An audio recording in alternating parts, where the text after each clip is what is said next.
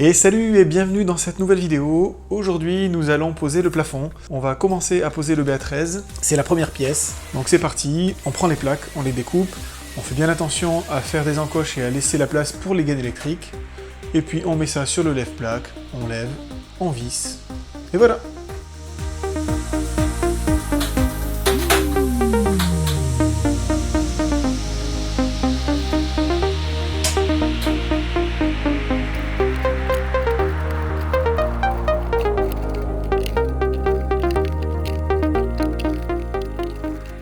Outil absolument indispensable pour faire du placo, la visseuse à placo.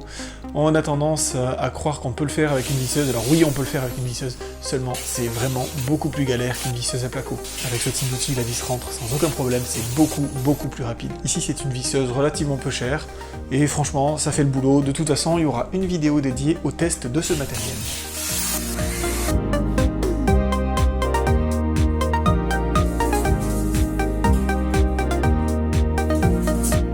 Alors comment on coupe du placo? En fait c'est super simple, on prend la plaque, on trace deux petits repères avec un crayon, ensuite on vient entailler avec le cutter sans forcément trop appuyer, juste pour découper le carton.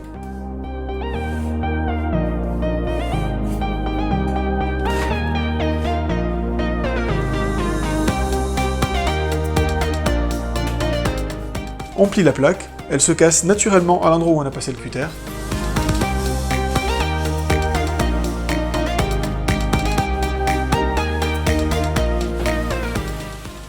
Ensuite, sur la face opposée, on vient découper le carton.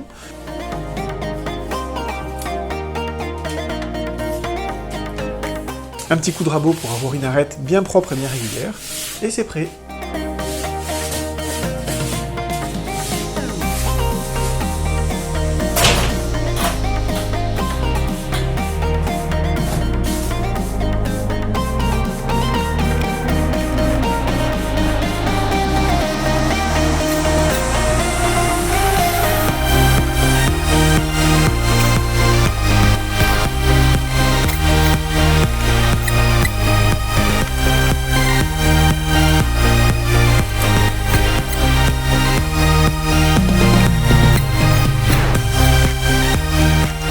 Alors j'utilise la visseuse à placo presque partout, par contre tout autour de la pièce, pour les vis qui viennent sur les rails qui sont contre le mur, c'est assez difficile et ça passe pas, en tout cas pas avec ce matériel là. La tête est un petit peu plus grosse que la visseuse, du coup j'utilise la visseuse sans fil. Voilà, bon c'est que quelques vis et c'est pas non plus toute la plaque, donc ça pose pas vraiment de problème particulier.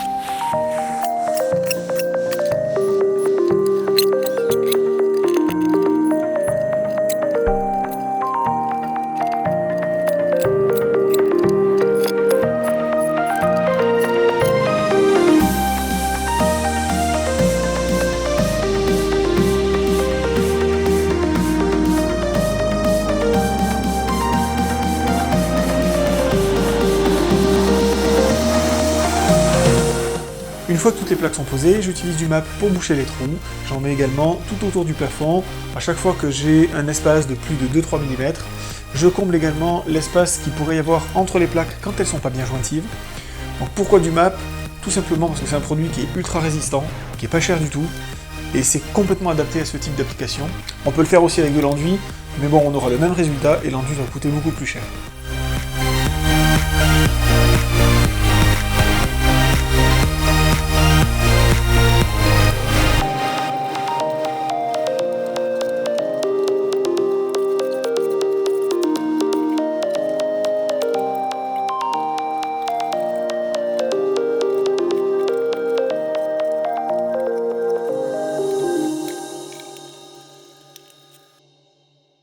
Alors, je viens de finir la première peau du premier plafond. Ça fait vraiment du bien quand on commence à bosser comme ça, qu'on casse pendant des semaines.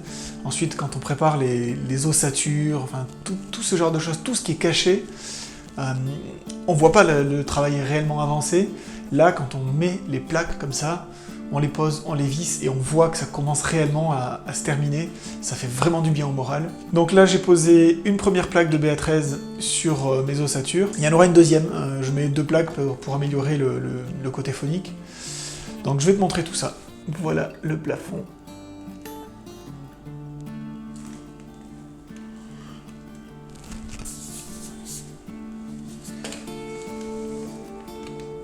Alors, ici et là, comme vous pouvez le voir, j'ai fait les joints. Alors, c'est des joints, il n'y a pas de bande. Hein. Le principe, c'est pas d'éviter les micro-fissures et de faire de l'esthétique. Hein. Là, ça va être recouvert. Donc, j'ai fait des joints tout simplement parce qu'il faut reconstituer l'épaisseur des plaques à l'endroit où on a les bords amincis, hein, pour avoir une masse identique sur toute la surface du plafond. Ça améliore également l'étanchéité à l'air, hein, comme on le sait, là où l'air passe, le son passe, donc c'est important de faire ces bandes-là. Et ensuite, je vais poser mes deuxièmes plaques qui vont venir en décalé, bien sûr, sur les joints. Donc la première qui va être comme ça, et ainsi de suite, donc pour toujours recouvrir les joints. Bon ben c'est parti, on attaque la deuxième plaque.